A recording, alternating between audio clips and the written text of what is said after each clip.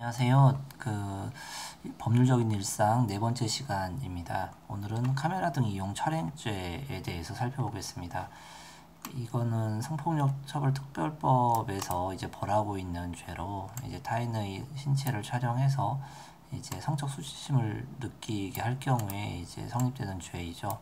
굉장히 흔한 성범죄에 해당하는데 이렇게 흔한 성범죄로 이제 처벌되는 수위가 과거에는 그렇게 높지 않았습니다. 그러나 이 사건에 대해서 이제 올해 초 작년 초죠. 2018년 초순경에 이제 법무부에서 좀 더 엄히 처벌하라라는 그런 명령, 행정적인 내부 명령이 있었나 봐요. 그래서 카메라 등 이용 촬영죄가 과거에는 굉장히는 아닐지라도 비교적 경미하게 처리되던 것이 현재는 이제 구속되는 사안도 이제 드물게 나오고 있습니다.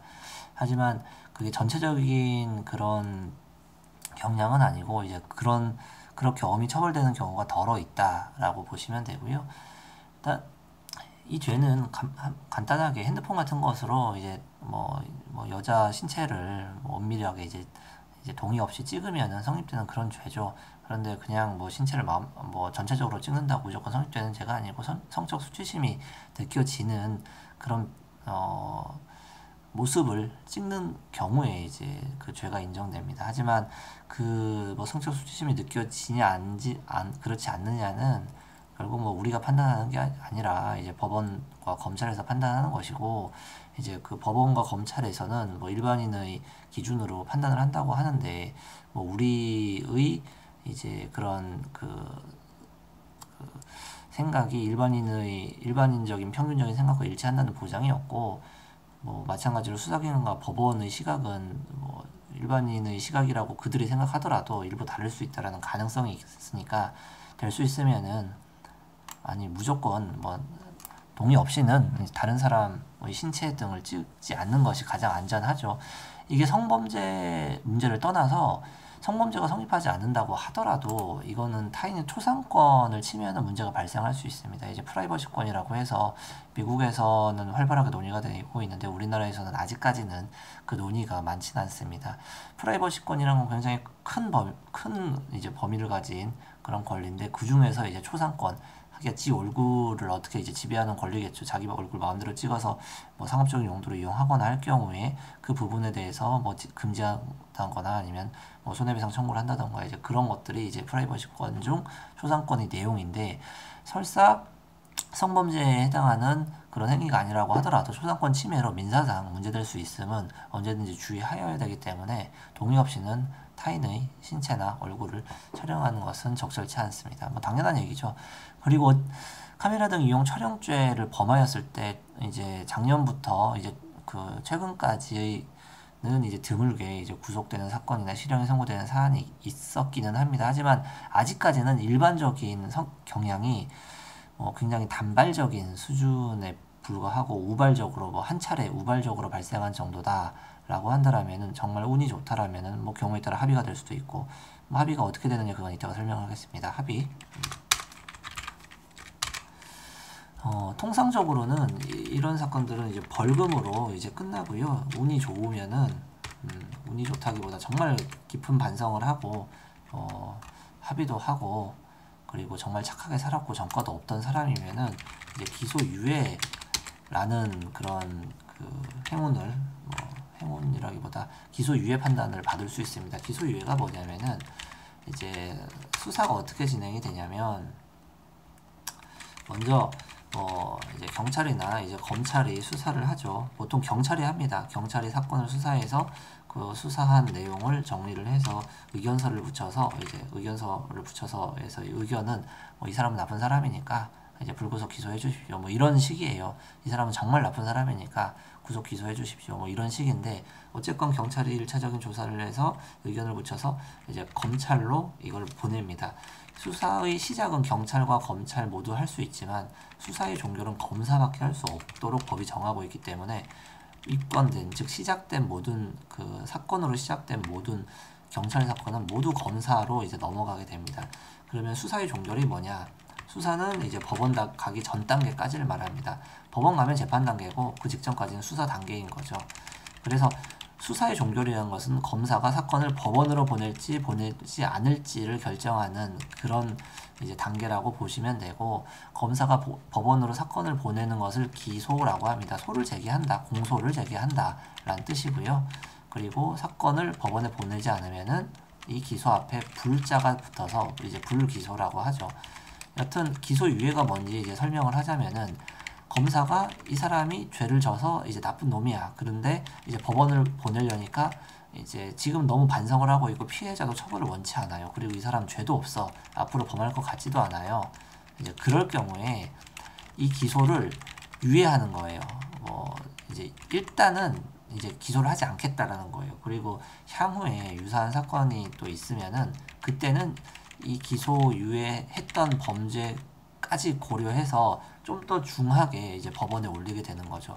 기소 유예했던 그 사건을 법원에 올린다는 것이 아니라 그 전에 기소 유예를 해서 이렇게 그래도 이제 봐줬는데, 간단하게 설명하자면 봐줬는데 이번에 또 죄를 졌으니 그때는 좀 더 엄하게 처리한다라는 거죠. 이제 그게 기소 유예예요. 그러면 기소 유예가 뭐가 득이냐? 일단 처벌을 받지 않죠. 검사가 사건을 법원으로 올려서 죄가 인정되면은 어떠한 형태의 처벌이 이제 나오게 되겠죠. 기소유예 비슷한 선고유예라는 제도가 법원에서도 있긴 한데, 이제 그것까지 설명하려면 복잡하니 일단 법원에 가서 벌금이라도 나오면은 그거는 전과가 되는 거예요. 그 한 사람이 이제 그 전과가 있는지는 범죄 경력 자료에 기록이 되게 되는데, 범죄 경력 자료에 기재되는 일명 전과에는 벌금, 구류, 과료, 자격상실, 자격정지, 유기, 금고, 유기징역, 무기, 금고, 무기징역, 사형 이렇게까지 얘기한 것까지만 이제 전과에 해당이 돼요. 그 외의 것은 행정상 과태료라든지 아니면은 속도 위반해서 이제 과태료 받은 이런 것들은 이제 그 범죄 경력자료에 적히는 그런 전과가 아닙니다. 그건 행정벌이라고 해서 이제 전과에 해당하진 않아요. 여하튼 이런 전과가 생기지 않겠죠. 기소유예 처분을 검사로부터 받으면 법원에 안 올라가고 거기서 끝나는 거니까. 그래서 굉장히 유리한 처분이다라고 알면 되고요. 운 좋으면 기소유예 처분을 받는 것이고, 그렇지 않으면 통상 이제 단발성 가벼운 수준이라면 벌금에 그칩니다. 100만 원에서 500만 원 사이가 가장 많아요. 그리고 이게 단발성이 아니고 이제 이전 여러 건이 있다. 여러 건이 있는 경우에는 이제 벌금으로 그치지 않고 법원에서 좀 더 중한 판결을 받을 수 있겠죠. 경우에 따라 징역형이 이제 선고될 수도 있고요. 이런 사건 같은 경우에는 그렇게 장기의 징역형이 선고되진 않고요. 단기의 징역형이 선고되는 경우가 대부분입니다.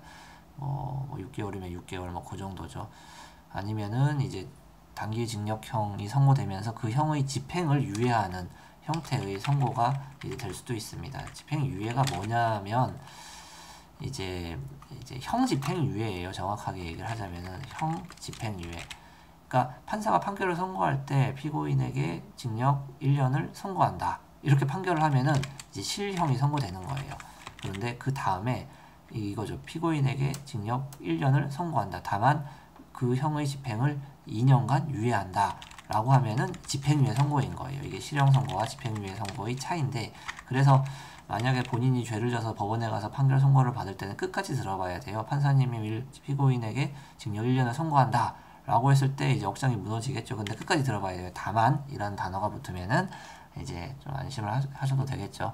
다만 그 형의 집행을 2년간 유예한다. 이런 식으로 이제 집행유예 선고가 되는 거죠. 그러면 집행유예 선고의 의미가 뭐냐? 이건 두 가지 의미를 가지고 있어요. 일단 죄를 져서 형을 선고받아야 되는데 이제 바로 선고하진 않고 일단 2년간, 예컨대 2년간 그 형의 집행을 유예한다라는 거예요. 2년 동안 판결 선고하고 2년 동안 교도소에 보내지 않는다는 거예요. 그러면 2년이 지나면 가야 되냐? 그런 건 아니고, 이 2년 동안 착하게 살면 이 2년이 지나면은 그러면 아예 형 집행을 안 한다라는 게 집행유예 선고예요. 그러니까 이 집행유예 선고라는 단어에는 이게 숨어 있죠. 기간 끝나면 처벌 안 해. 라는 문구가 이제 숨어 있는 거예요. 그래서 집행유예 선고는 이런 것이고, 그러면 그 기간 동안, 집행유예 기간, 예컨대 2년 동안 착하게 산다라는 게 무슨 말이냐면은, 고의로 금고 이상의 형을 선고받아 이제 확정되지 않기만 하면 됩니다.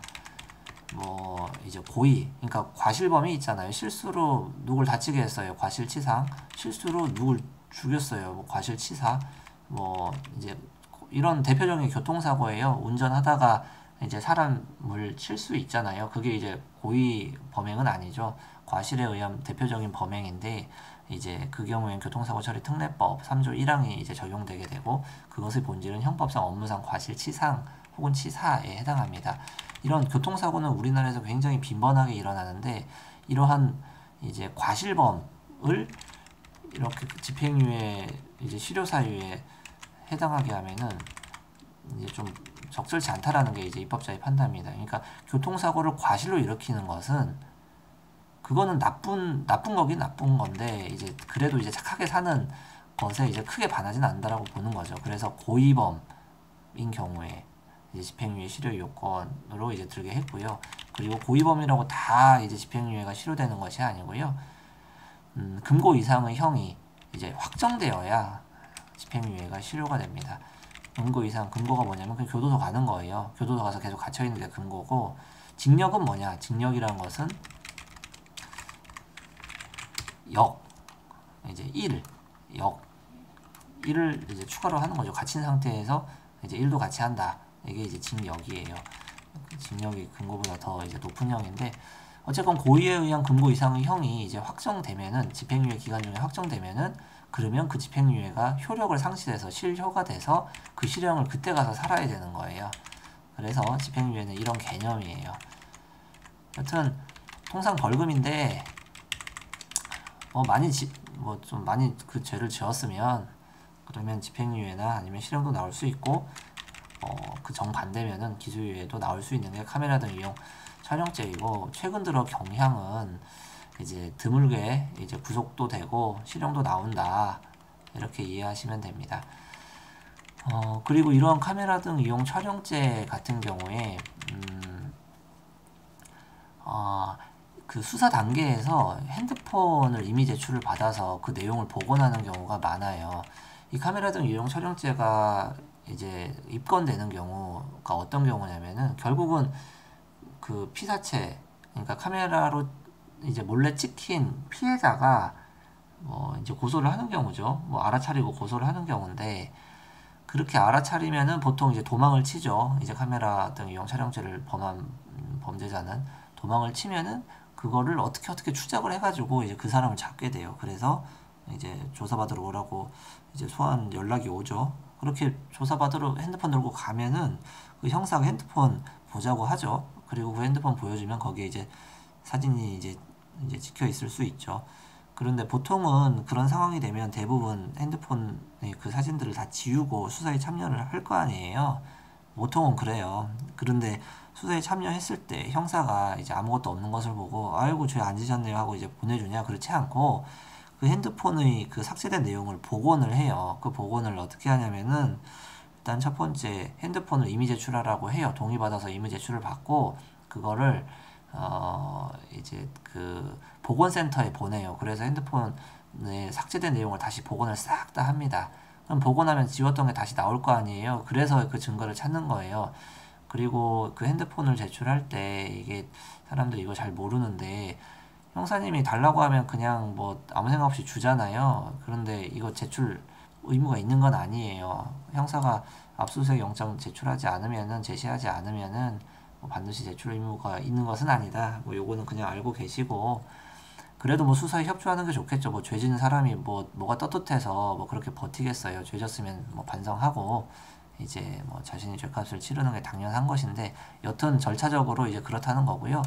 그런데 이게 사람들이 카메라 등 이용 촬영죄를 범한 사람들이 한 번만 범한 사람도 있죠. 그런데 이게 약간 습관성이라서 여러 차례 범한 사람도 꽤 많아요. 그래서 이걸 복원을 하면은 이게 그 신고된 사건 그 한 건만 나오냐? 그게 아니라 막 지난달 지지난달 아니면 작년에 했던 것까지 수백 건이 나오는 경우가 있어요. 그럴 경우에는 여러 건이니까 이게 실형도 나오고 이제 그럴 수 있습니다. 그래서 다들 착하게 사시고, 그렇게 여러 건이 나올 경우에는 문제가 사실 많이 심각해질 수 있습니다.